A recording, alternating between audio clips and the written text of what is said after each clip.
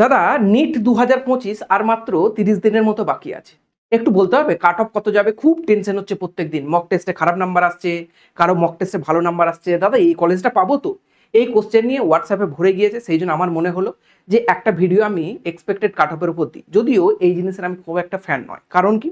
আমি যখন নিট জীবনে কোচিং নিতাম, নিট যখন দিয়ে চান্স পেলাম, তখনও পরীক্ষার পর থেকে প্রতিদিন কাট অফের ভিডিও দেখতাম।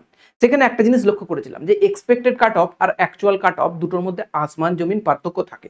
কারণ কি? কাট অফ বিভিন্ন জিনিসের উপর নির্ভর করে হয়। আমরাও এক্সপেক্টেড কাট অফে যখন ভিডিও বানাই বেশ কিছু ফ্যাক্টরকে দেখেই বানাই, কিন্তু ওই ফ্যাক্টরগুলো যে সবসময় কাজ করবে তোমার অ্যাকচুয়াল ফ্যাক্টরের উপর এমনটা কিন্তু নয়। সুতরাং এই সময় তোমার সব থেকে বেশি যেটা প্রয়োজনীয় সেটা হলো রিভিশন করা। এই মুহূর্তে যদি ভালো করে পড়াশোনা করো, তোমার এক্সপেক্টেড কাট অফ জানা থাক না থাক, তুমি কিন্তু কাট অফ আরামসে টপকে দেবে। সুতরাং খুব ভালো করে পড়াশোনা করো। একটা সিরিজ আমার এসেছে ইউটিউবের মধ্যে ফ্রি অফ কস্ট, যেটা নাম হলো অ্যাসপিরেন্ট সিরিজ। একটুখানি এটা নিয়ে বলে দিই, তারপর কাট অফের দিকে যাব। তো এখানে বায়োলজিটা আমি জেনারেলি পড়াবো একদম ফ্রি অফ কস্ট, ইউটিউবের মধ্যে তোমরা পাবে, যেখানে মাইন্ড ম্যাপ এবং ফুল কনসেপ্ট তোমাদেরকে আমি বোঝানোর চেষ্টা করবো খুব অল্প সময়ের মধ্যে, এবং এমসিকিউ করাবো যেগুলো সম্পূর্ণভাবে প্রিভিয়াস ইয়ার কোশ্চেন থেকে থাকবে। এই সিরিজটা নিট যে কোনো অ্যাসপিরেন্টের জন্যই খুব উপযোগী হবে। যারা উচ্চ মাধ্যমিক এই বছর দিয়েছো, নিট দেবে বা জেনপাস দেবে, তাদের জন্য তো যথেষ্ট উপকার আসবে, এটা আমি বলতেই পারি। বাকি ড্রপার যদি দেখতে চাও দেখতে পারো। খুব শর্ট টাইমেতে আমি মাইন্ড ম্যাপটা গোটা চ্যাপ্টারটা কী কী ইম্পর্টেন্ট সেগুলোকে কভার করার চেষ্টা করব। তো এটারই প্রথম ক্লাস শুরু হচ্ছে আগামী সোমবার থেকে। টাইম হচ্ছে সকাল 7টা থেকে 10টা। 3 ঘন্টা আমাকে সময় দাও। বায়োলজিতে 360-এর মধ্যে 200-র উপরে কিন্তু আসবেই। এরপর আমি আমার যে কোর্স আছে সেই কোর্সটা নিয়ে একটু পরে আসছি। এখন যাই যে কাট অফ কোন কোন জিনিসের উপর নির্ভর করে, এটা জানার জন্যই তোমরা এসছো এবং এটা তোমাদের জানতে খুব ভালো লাগে। আমরাও যখন নিট অ্যাসপিরেন্ট ছিলাম আমাদেরও খুব ভালো লাগতো। তো দেখো বেসিক্যালি একটা কাট অফ তৈরি হয় বেশ কিছু জিনিসের উপর ফ্যাক্ট করে। 1 নম্বর, কতজন নিটে টোটাল স্টুডেন্ট অ্যাপিয়ার্স করছে মানে রেজিস্ট্রেশন নয়, কিন্তু কতজন এক্সাম দিচ্ছে। সেকেন্ড নাম্বার, এর মধ্যে সিরিয়াস স্টুডেন্টের নাম্বারটা কত, নাম্বার অফ সিরিয়াস স্টুডেন্টস। এই জিনিসটার মধ্যে আসমান জমিন পার্থক্য। যদি 100 জন স্টুডেন্ট পরীক্ষায় বসে, দেখতে পাবে সিরিয়াস স্টুডেন্টের পরিমাণ 10 জন বা 12 জন, ম্যাক্সিমাম টু ম্যাক্সিমাম 10%-এর বেশি সিরিয়াস স্টুডেন্ট বসেই না নিট এক্সামে। আর কি জিনিসের উপর কাট অফ করে? 2 নম্বর জিনিস হচ্ছে নাম্বার অফ সিট। কারণ এই জিনিসটাই one of the most important factor. যত সিট বাড়বে তত কাট অফ কমার সম্ভাবনা থাকে। বহু লোক বহু সময় বলে থাকে, তো আমি ওটাকে একটা ফ্যাক্টর ধরলাম, কিন্তু আদতে কি কার্যকর সেটা নিয়েও ব্যাখ্যা করব। তারপর হচ্ছে কোশ্চেনের ডিফিকাল্টি লেভেল বা paper level, question paper level, ঠিক আছে। তো এই 4টে জিনিসের উপর জেনারেলি নির্ভর করে থাকে যে তোমার কাট অফ কত হবে। এরপর সব থেকে ইম্পর্টেন্ট জিনিস যেটা এই বছরে কাজ করছে সেই জিনিসটা হচ্ছে টাইমিং। এবারে টাইম তোমরা জানো যে 180 মিনিটসের মধ্যে তোমাদেরকে কোশ্চেন সলভ করতে হবে কত, 180। তাই এক্ষেত্রে অনেকে মনে করছে যে এটা একটা বড় ফ্যাক্টর হিসেবে কাজ করবে এবং তোমাদের কাট অফ কমতে পারে, কিন্তু আমি ডিসকাস করছি বাকি জিনিসগুলোর উপর। চলো প্রথমে কলেজের নাম্বার বা কতগুলো সিট আমাদের ওয়েস্ট বেঙ্গল আছে সেটা নিয়ে কথা বলি। দেখো কলেজ ওয়েস্ট বেঙ্গল দু প্রকার, একটা প্রাইভেট আর একটা হচ্ছে গভর্নমেন্ট। আমরা যাকে প্রাইভেট কলেজে ভর্তি হওয়ার জন্য নিটের প্রিপারেশন শুরু করি না, গভর্নমেন্টের জন্য শুরু করি। সেই কারণে আজকে আমি গভর্নমেন্ট মেডিকেল কলেজ নিয়ে আলোচনা করব। তো ওয়েস্ট বেঙ্গল এই মুহূর্তে 26টার মতো গভর্নমেন্ট মেডিকেল কলেজ আছে, যেখানে স্টেট কোটায় সিট আছে 3000-এরও বেশি। টোটাল সিট প্রায় 3500-এর কাছাকাছি, যার মধ্যে 500টার কাছাকাছি বা 600টার কাছাকাছি সিট আছে যারা অল ইন্ডিয়া কোটা তাদের জন্য। আর ওয়েস্ট বেঙ্গলের জন্য 3000 বা সামথিং একটু বেশি হতে পারে, অতগুলোর মতো সিট আছে। এবার আমরা দেখবো যে ক্যাটাগরি ওয়াইজ কতগুলো করে সিট থাকে। তো দেখতে পাচ্ছ প্রত্যেকটা ক্যাটাগরি ওয়াইজ সিট আমি লিখে রেখেছি। তার ভিত্তিতে কিন্তু কাট অফের উপর একটা প্রভাব পড়ে। মনে রাখবে এই যে 1298টা আছে, এটা জেনারেল লেখা আছে মানে শুধুমাত্র জেনারেলের জন্য রিজার্ভ নয়। রিজার্ভ কিন্তু এইগুলোকে বলে, জেনারেলের নয়। জেনারেলি কিন্তু একটা ওবিসি এ সার্টিফিকেট যারা আছে সেও কিন্তু এখানে ঢুকতে পারে, একজন এসসি এসটি র্যাঙ্ক করা ছেলেও কিন্তু এখানে ঢুকতে পারে। বুঝতে পেরেছো?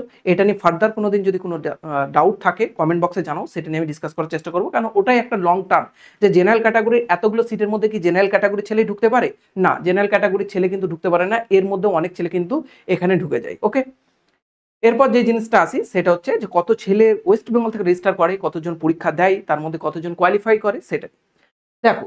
2023 2024-এর ট্রেন্ডটা আমি বলি। 2023-এ 67,000-এর মতো ছেলে রেজিস্টার করেছিল এবং পরীক্ষা দিয়েছিল 62,000। কোয়ালিফাই কতজন করেছিল? 60%। এবার কোয়ালিফাই মানে কি নিট ক্র্যাক করা? না, ওই যে একটা মিনিমাম নাম্বার হয় না 140 বা 150, বিভিন্ন ক্যাটাগরির জন্য বিভিন্ন, পিডব্লিউর জন্য আলাদা, এসটি এসসি সবার জন্য আলাদা আলাদা থাকে। তো ওটাকে বলে কোয়ালিফাই মার্ক, যেটা মোটামুটি ধরতে পারো 150 থেকে 170 রেঞ্জেই থাকে কম বেশি। এইটা যদি কেউ পায় তাহলে ওই সেই বিদেশে গিয়ে এমবিবিএস পড়তে পারবে, সেটার কথা আমি বলতে চাইছি। এটা কিন্তু নিট ক্র্যাক করে ওয়েস্ট বেঙ্গল গভর্নমেন্ট মেডিকেল কলেজে পড়ার কথা আমি বলছি না। হ্যাঁ, এই র্যাঙ্কের মধ্যে পিডব্লিউডি যারা রয়েছে তারা কিন্তু চান্স পেয়েও যায়।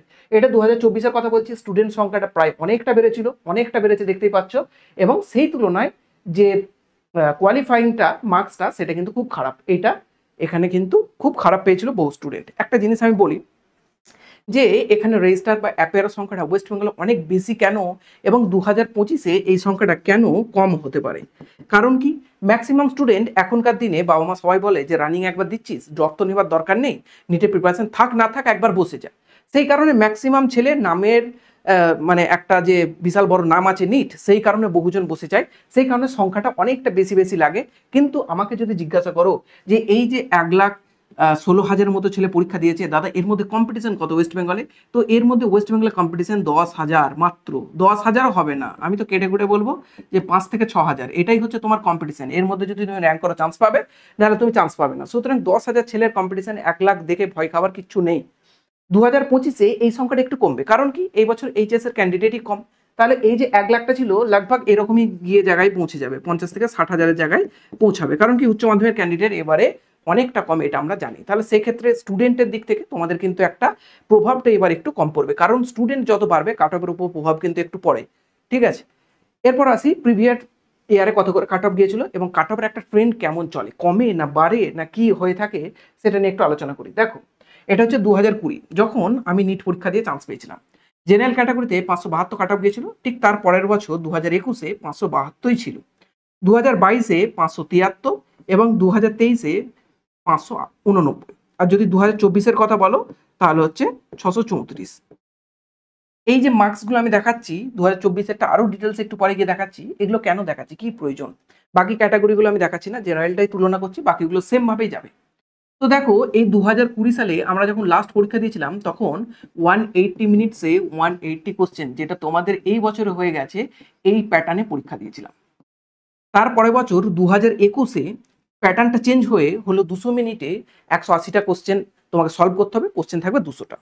সেই সময় বহু স্টুডেন্ট বা বহু গার্জেন বা বহু যারা নিট প্রেডিক্টর তারা বলেছিলেন যে যেহেতু ছেলেরা টাইম বেশি পাচ্ছে, কম্পিটিশন অনেক বেড়ে যাবে, সেই কারণে কাট অফ 572 যেটা আগের বছর ছিল, এই বছরে সেটা হয়ে যাবে মিনিমাম 580 প্লাস।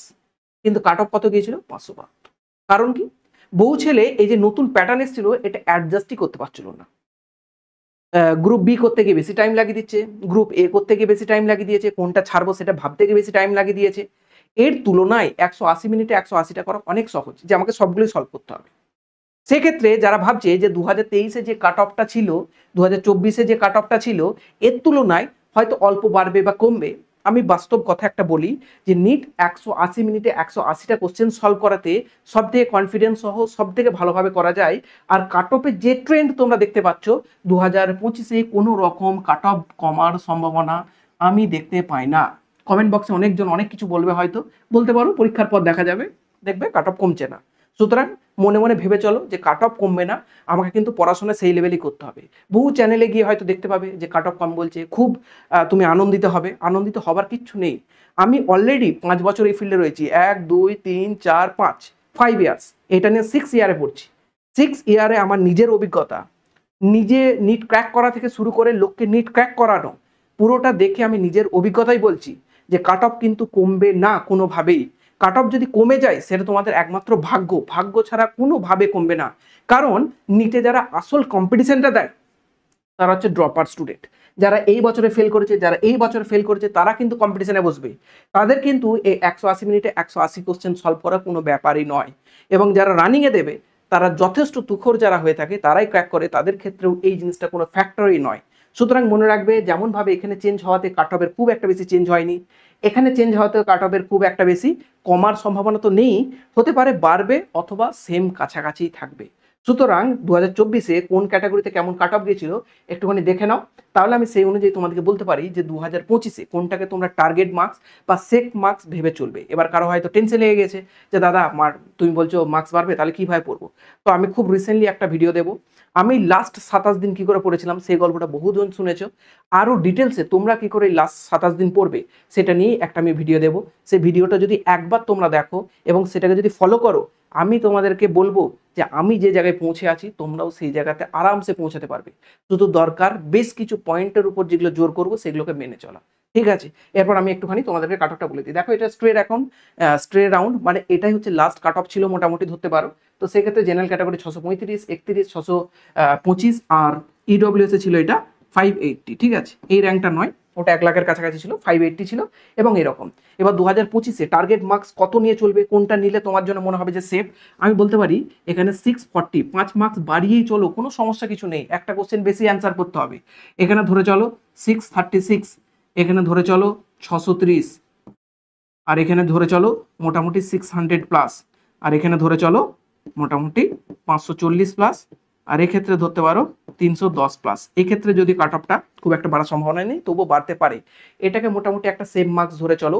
আমি আবারও গ্যারান্টি দিচ্ছি না যে এই মার্কস পেলেই তুমি চান্স পাবে বা এই মার্কস পেলেই তুমি চান্স পাবে বা কাট অফ কমবে না। খুব ভাগ্য ভালো থাকলে কাট অফ কমবে, নাহলে কোনো দিন ইতিহাসে কাট অফ কমেনি, কোনো দিন নিটের ইতিহাসে কাট অফ কমেনি। সুতরাং যারা বলছে কাট অফ কমবে, হয় তাদের নিটের অভিজ্ঞতা সেরকম ভাবে নেই বা ফিল্ডে কম কাজ করা আছে। তাই এইগুলোকে মোটামুটি একটা সেম মার্কস ধরে চলতে পারো।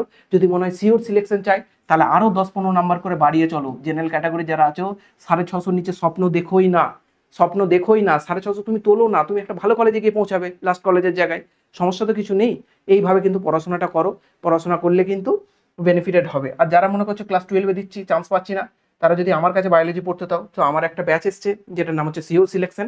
আমি দায়িত্ব নেব তোমার সিলেকশন কিভাবে হবে। সেই ব্যাচটাতে ক্লাস 11 এবং 12 দুটোই স্টার্ট করব, দুটোই পড়াবো আমি সম্পূর্ণভাবে, পুরো ফিচার সব কিছু দিয়ে আছে। মূল্য হচ্ছে 1999 টাকা।